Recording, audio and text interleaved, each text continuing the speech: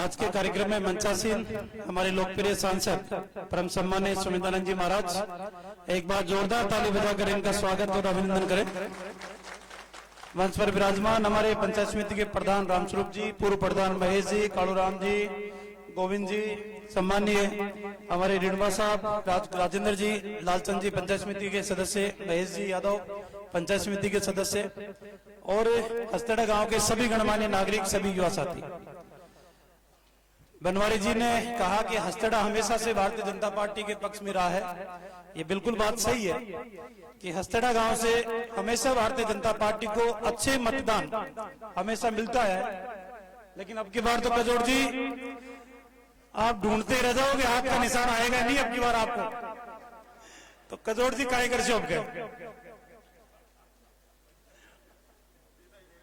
तो अब की बार हाथ का निशान नहीं दिखे तो आप अपने हाथ को काम में लेना और फूल पे बटन दबा देना, क्योंकि जोड़ जी सही है ना। हस्तेड़ा की जो समस्याएं थी उन समस्याओं के समाधान के लिए सतत प्रयास किया। कई वर्ष बीत जाने के बाद भी निठार वालों की डाणी सड़क से जुड़ी हुई नहीं थी, उसको भी जोड़ने का काम किया। नीलों की डाणी सड़क से जुड़ी हुई नहीं थी, विजयनगर जुड़ा हुआ नहीं था, उनको भी जोड़ने का काम किया। लालपुरा सड़क से जुड़ा हुआ नहीं था, उसको भी जोड़ने का काम किया। अभी पिछले विधायक जब मैं था उस समय बागागाबाद से चेतागाबाद को जोड़ने का काम किया, चेतागाबाद को गुतेड़ा से जोड़ने का काम किया, अनेकों सड़कों का जाल बिछाने का काम किया। महाराज श्री के सानिध्य में ही हस्तेड़ा मोड़ पेट्रोल पंप से लेकर किशन मानपुरा होते हुए नगरपालिका रिंगस की सीमा तक 5 मीटर की चौड़ाई के अंदर थ्रू रूट इस सड़क का निर्माण भी सीआरएफ फंड से किया गया। एक सड़क जो सीआरएफ ने और भेज रखी है सेंट्रल रोड फंड के अंदर, हस्तेड़ा से लेकर मंडा होते हुए रेनवाड़ सड़क, इसको भी आने वाले समय में 5 मीटर चौड़ाई के अंदर जोड़ने का काम करेंगे ताकि लोगों को राहत मिल सके। कालाडारा से लेकर हस्तेड़ा तक की सड़क की मांग काफी लंबे समय से थी, जीर्ण शीर्ण हो चुकी थी। पहले गोविंदगढ़ से लेकर हस्तेड़ा होते हुए आष्टी तक यह सड़क बनी थी, लेकिन बहुत ज्यादा क्षतिग्रस्त होने की वजह से आए दिन दुर्घटनाएं होती थी। विधानसभा चुनाव से पहले महाराज श्री के कर कमलों से हस्तेड़ा मोड़ के ऊपर उसका शिलान्यास का कार्यक्रम किया था। 4-5 दिन पहले ही उसका काम की शुरुआत भी हो चुकी है। तो कुछ दिनों बाद में कालाडेरा से लेकर हस्तेड़ा मोड़ तक तो पूरी की पूरी सड़क ही दोबारा बनेगी, लेकिन हस्तेड़ा से लेकर और हस्तेड़ा मोड़ के बीच में लगभग 3-3.5 किलोमीटर जहां बहुत ज्यादा क्षतिग्रस्त है, वहां पर भी पूरी सड़क उखाड़ के दोबारा बनाने का काम करेंगे। मेरा आप सबसे एक निवेदन है, राजस्थान के अंदर भारतीय जनता पार्टी की सरकार है। भजनलाल जी के नेतृत्व के अंदर सरकार ने बैठते सबसे पहला जो काम किया, आरोप लगाने के लिए कोई लगा सकता है, आलोचना करने के लिए कोई कर सकता है, लेकिन जब मैं प्रवक्ता होने के नाते जब बोलता था तब इन्हीं के गोविंद सिंह डोटासरा शिक्षा मंत्री के रूप में कहते थे कि हमने रीट का उत्सव मनाने का काम किया है, और हम उस समय कहते थे कि रीट में चीट है, पेपर लीक है, बच्चों के भविष्य को अंधकार में करने का काम आप कर रहे हो। मेरे विधानसभा के अंदर उस भाषण को उठाकर देख लेना जिसमें मैंने कहा था कि एक विधानसभा सांचौर जालोर जिले के अंदर क्या सरस्वती ने वह नाइट स्टे किया था? एक विधानसभा से 100 से अधिक सब इंस्पेक्टर भर्ती कैसे हो सकते हैं? हमारी बात को अनदेखी तत्कालीन सरकार ने की।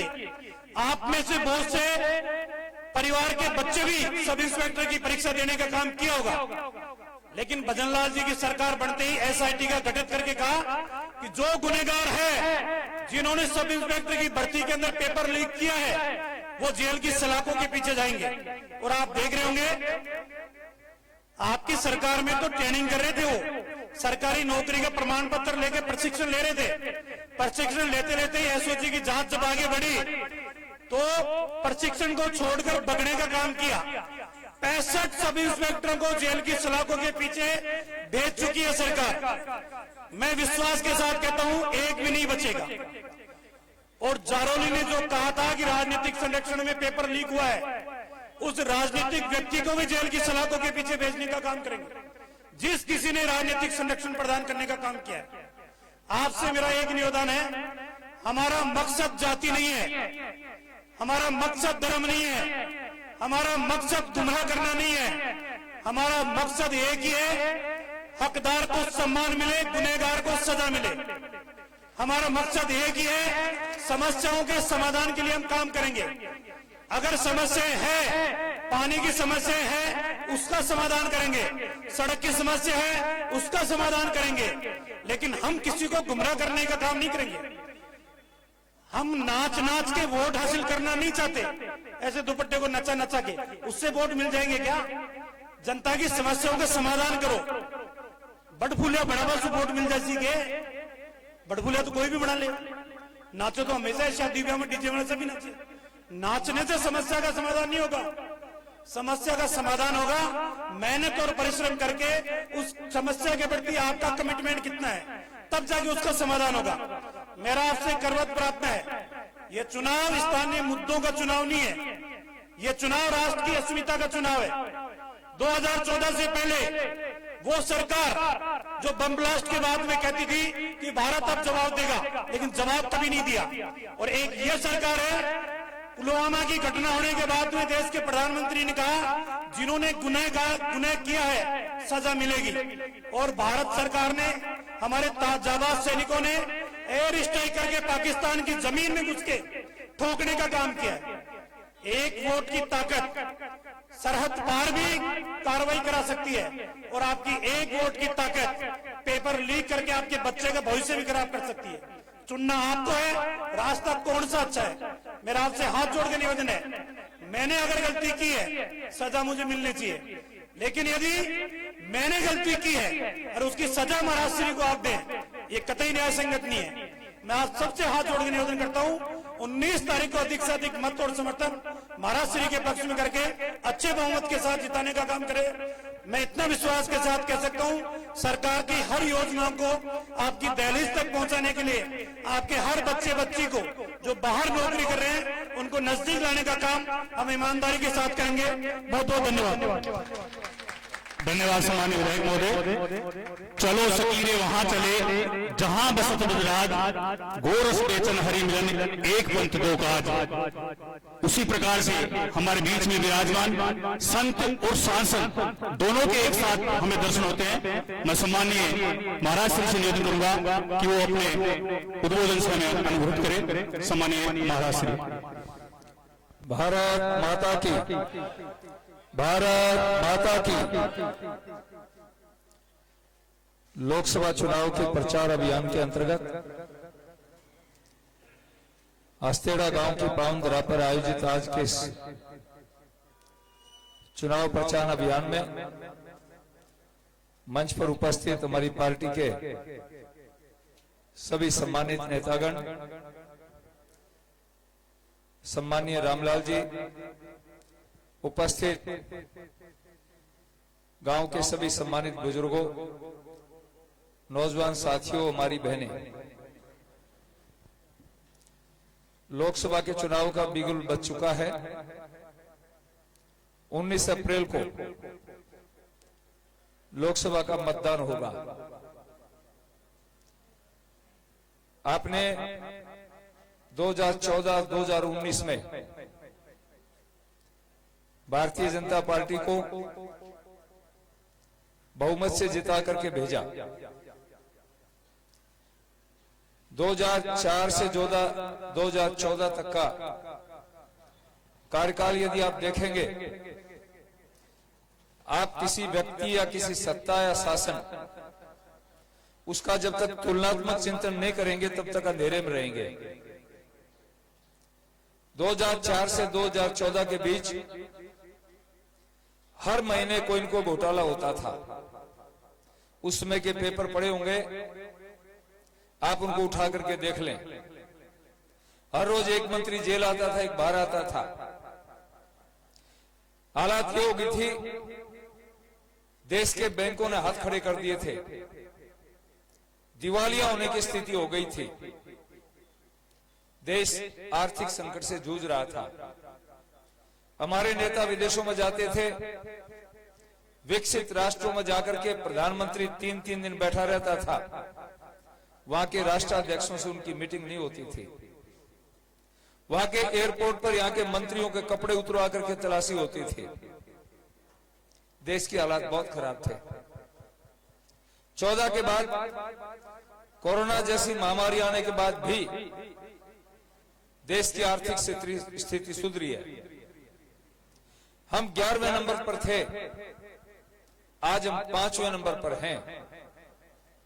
आज बैंक आपके पीछे पीछे घूम रहे हैं कि आपको अपने डेवलपमेंट के लिए कोई ऋण चाहिए तो ऋण देने को तैयार है। देश की आर्थिक स्थिति मजबूत है। आज भारत कमजोर देशों की मदद कर रहा है। ये क्यों हुआ? ये इसलिए हुआ, भारत के स्वर्गीय प्रधानमंत्री राजीव गांधी जी खुद इस बात को स्वीकार करते थे कि मैं दिल्ली से रुपया भेजता हूं, गांव में 15 पैसे पहुंचते हैं और उस 15 पैसे में कमीशन होता था। आज नरेंद्र मोदी के राज में 100 रुपया दिल्ली से चलता है, 100 का 100 हस्तेड़ा के गांव में आता है। कोई लीकेज नहीं है, किसी प्रकार का कोई हेरा फेरी नहीं है। किसान सम्मान निधि पूरी की पूरी, नरेगा का पैसा पूरा का पूरा, पेंशन का पैसा पूरा का पूरा, सब्सिडी का पैसा पूरा का पूरा, एक पैसे की कहीं हेरा फेरी नहीं होती है।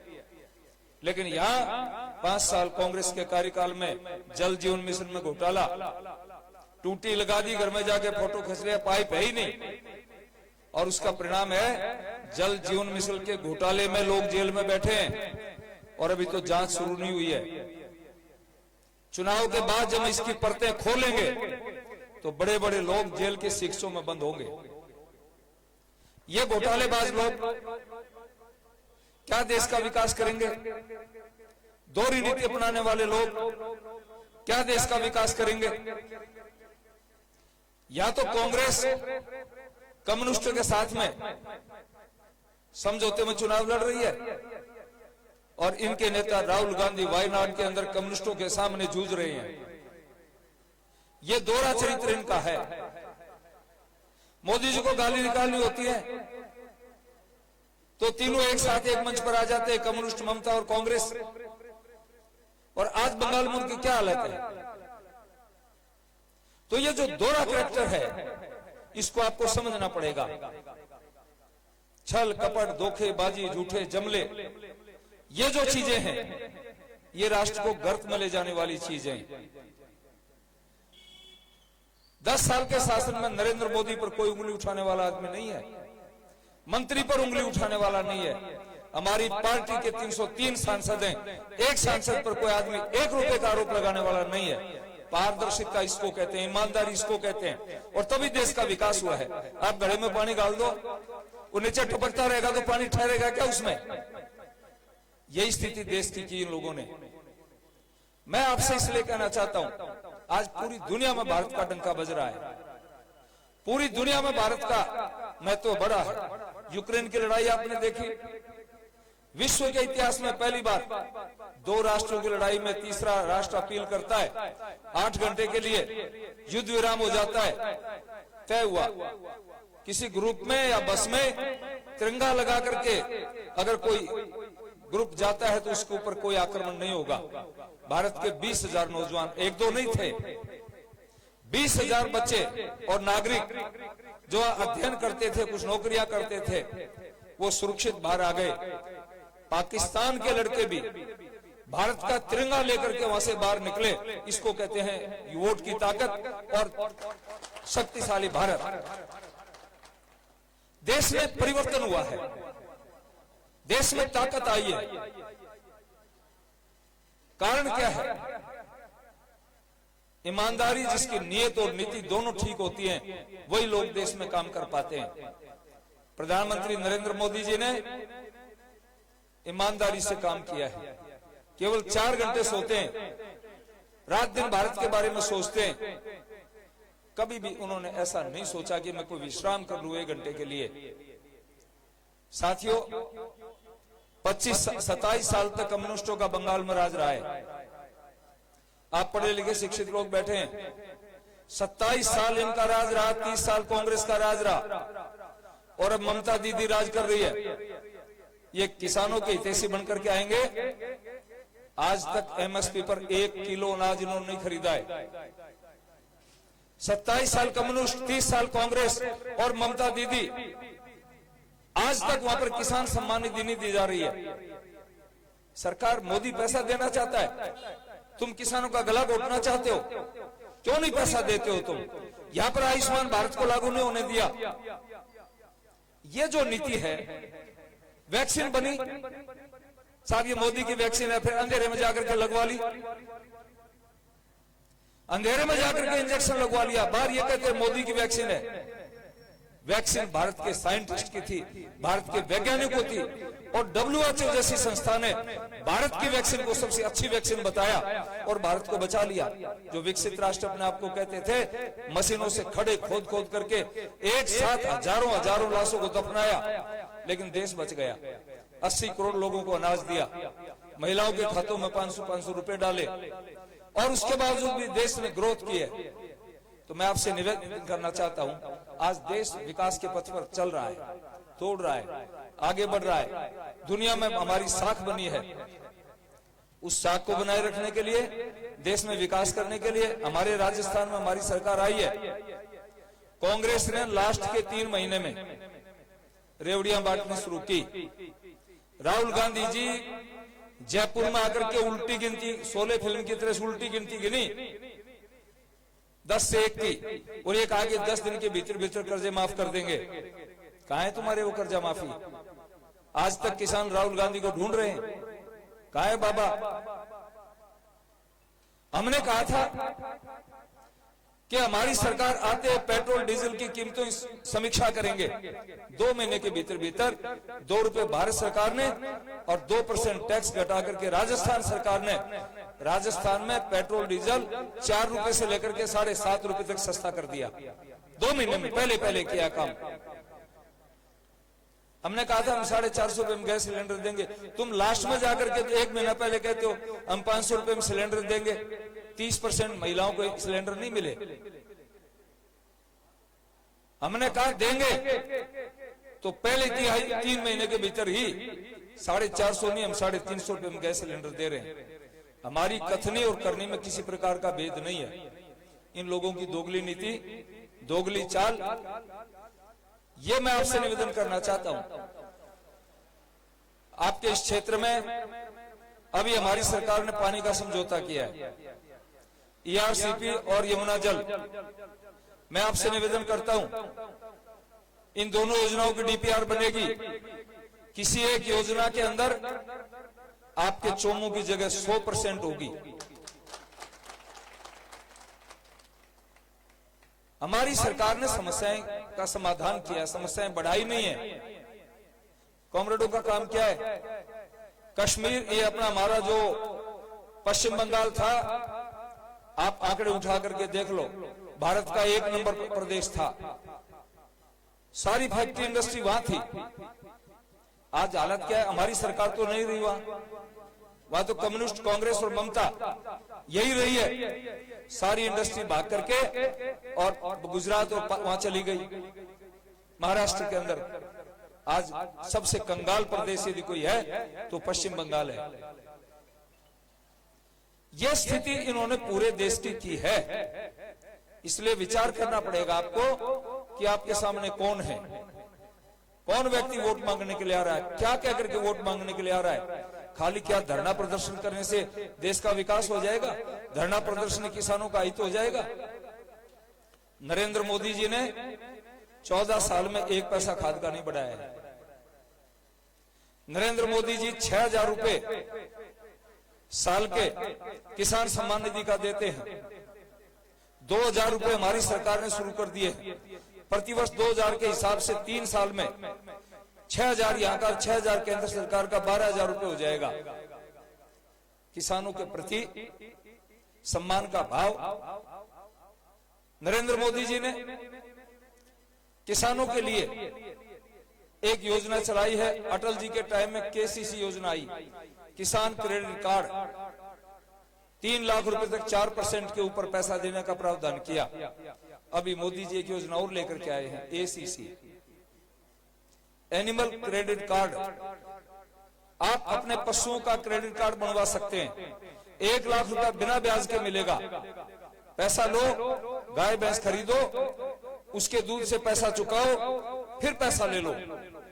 मेरी लोकसभा के अंदर 16 एम्बुलेंस चल पशु चिकित्सालय आज से 3 महीने पहले हमने शुरू कर दिए थे। आप नंबर डायल करेंगे, जैसे 108 आती है, ऐसे ही आप ढाणी में रहते हैं, आप अपनी लोकेशन भेजिए, नंबर डायल करिए, 1 घंटे के भीतर भीतर आपके खेत में एम्बुलेंस आएगी। केवल 100 रुपए आपको देने पड़ेंगे। 75 प्रकार की दवाइयां लेकर के साथ में आएगी। ये किसानों के भले की बात है, किसानों के हित की बात है। गरीब किसान पशुपालन करके दूध बेच करके अपना गुजारा करता है। कितने प्रकार के किसान एफपीओ हमने बनाए हैं, किसान समूह बनाए हैं, उनको पैसा देते हैं। एफपीओ कोई व्यक्ति बनाता है, 500 किसान 250 किसान मिलकर के एफपीओ बनाएंगे, उनको 10 लाख रुपए प्रारंभ में काम करने के लिए देते हैं। किसान को सस्ते मूल्य पर खाद मिले, बीज मिले, दवाई मिले, टेक्निक मिले, तकनीकी मिले। सोसाइटीज के अंदर आप ऐसी सोसाइटी डेवलप करती हैं जिसमें सब प्रकार की सुविधाएं मिले। तो मेरा आपसे आग्रह है, आप सब लोग मिलकर के विचार करके चिंतन करके 19 तारीख को भारतीय जनता पार्टी के पक्ष में मतदान करने की कृपा करें। यही मैं आपसे कहने के लिए आया हूं। बहुत बहुत आपका आभार है। धन्यवाद। भारत माता की